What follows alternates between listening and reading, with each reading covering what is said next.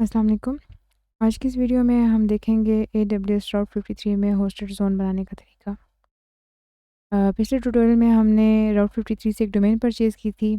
अब वो डोमेन जो है कहाँ पॉइंट करेगा, या उस डोमेन को जब क्लाइंट अपने ब्राउज़र में लिखता है उसने कहाँ से फाइलें फेच करनी है या कौन सा ईमेल सर्वर यूज़ करना है, उसकी सारी इन्फॉर्मेशन होस्टेड ज़ोन में होती है।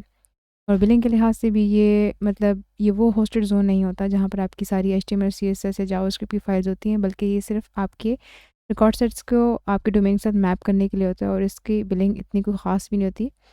आजकल जो इसका चल रहा है, इसकी मैं आपकी बिलिंग भी दिखा दूँगी ऑनलाइन इसके डॉक्यूमेंटेशन से। बट 0.50 पर डोमेन पर होस्टेड ज़ोन जो है वो चार्ज होते हैं फॉर अ मंथ। ठीक है, तो इस सब को देखने के लिए हम चलते हैं अपने कंसोल की तरफ। कंसोल में हम मूव करेंगे राउट 53 पे। राउट 53 में हमने पहले एक डोमेन बाय कर ली थी। डोमेन रजिस्टर करने के बाद आपको 24 से 48 आवर्स में आपको ये कन्फर्मेशन ईमेल आ जाती है ओनरशिप की। उसके बाद हम करेंगे होस्टेड ज़ोन बनाएंगे। यहाँ पर मैंने पहले से ही अपने कुछ प्रोजेक्ट्स की होस्टेड ज़ोन बनाए हुए हैं, जिसमें मैंने अपने डिफरेंट रिकॉर्ड सेट्स रखे हैं ताकि मेरे डोमेन को राउट करने के लिए, यानी कि उनके मेल सर्वर्स कौन से हैं या उनके IP एड्रेसेस कौन से हैं, उस पर प्रॉपर्ली इसको मैप किया हुआ है। अभी हम एक होस्टेड ज़ोन क्रिएट करते हैं। लास्ट ट्यूटोरियल में हमने एग्जाम्पल टुडे .com की वो हमने डोमेन बाय की थी। हम वही नाम रखेंगे अपने इधर डोमेन नेम में, कुछ डिस्क्रिप्शन दे देंगे सो दैट कि हमें याद रहे कि हमने ये किस लिए होस्टेड ज़ोन बनाई है। ठीक है, डिस्क्रिप्शन जो है थोड़ी सी बड़ी दें और जो है वो सेल्फ एक्सप्लेनेटरी हो, ताकि आपको इसके बारे में याद आ जाए कि आपने क्या डोमेन किस चीज़ के लिए परचेज़ की थी। टाइप में हमारे पास पब्लिक होस्टेड ज़ोन है, प्राइवेट होस्टेड ज़ोन है। पब्लिक होस्टेड ज़ोन जो भी इंटरनेट से आपकी ट्रैफिक आती है उसको राउट करने के लिए होता है, जैसे हमारे लैंडिंग पेज हो जाते हैं डिफरेंट वेबसाइट्स के।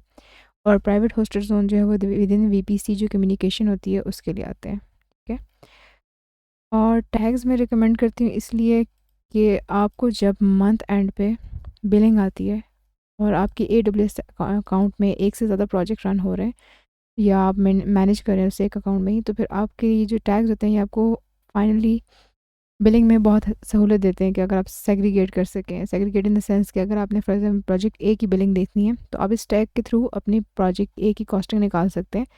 ओवरऑल आपके अकाउंट की एक बिलिंग होंगी, let's say X amount of dollars, लेकिन आप उसमें से माइनस आप टैग करेंगे तो आपको पता लग जाएगा कि ये आपकी इस प्रोजेक्ट की कॉस्ट निकल रही है। तो उसमें मतलब आपके मल्टीपल रिसोर्सेज हो सकते हैं, ज़रूरी नहीं कि सिर्फ होस्टेड जोन ही हो। ठीक है,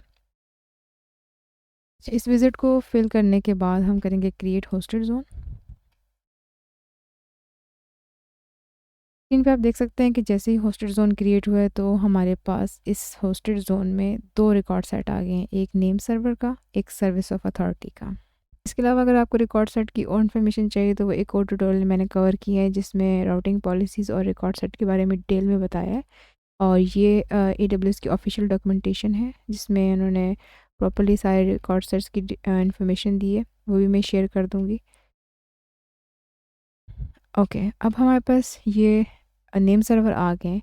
इसको हमने मैप करना है वो जो डोमेन हमने पहले बाय की थी। ठीक है, अब ये होता है कि यहाँ पर ये कन्फ्यूजन रह जाती है कि जब आप डोमेन बाय कर लेते हैं आपको लगता है कि आपका काम कंप्लीट हो गया और अब आप S3 में फाइल रखेंगे वो उधर से सर्व हो जाएंगी। ऐसा नहीं होता।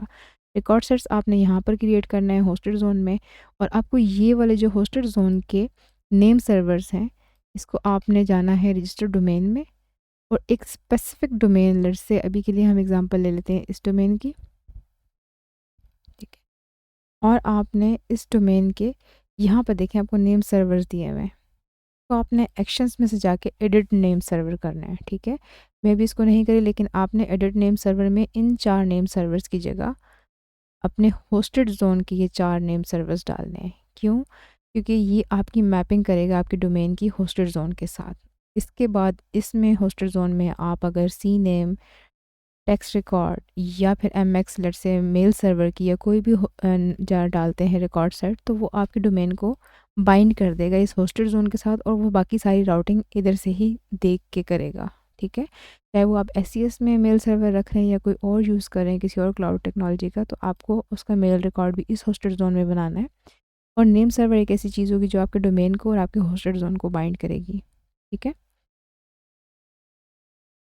अच्छा, अगर आप लोगों को ट्यूटोरियल से कुछ चीज़ समझ नहीं आती तो मैंने इसका पूरा जो है एक ब्लॉग भी बनाया है। इधर आप बाकायदा इमेजेस में भी देख सकते हैं, कुछ मैंने लिंक्स भी शेयर किए हैं, ठीक है? तो आपको अभी इस ब्लॉग के हिसाब से इसके ट्यूटोरियल के लिए इतना ही है। मिलते हैं नेक्स्ट ट्यूटोरियल में।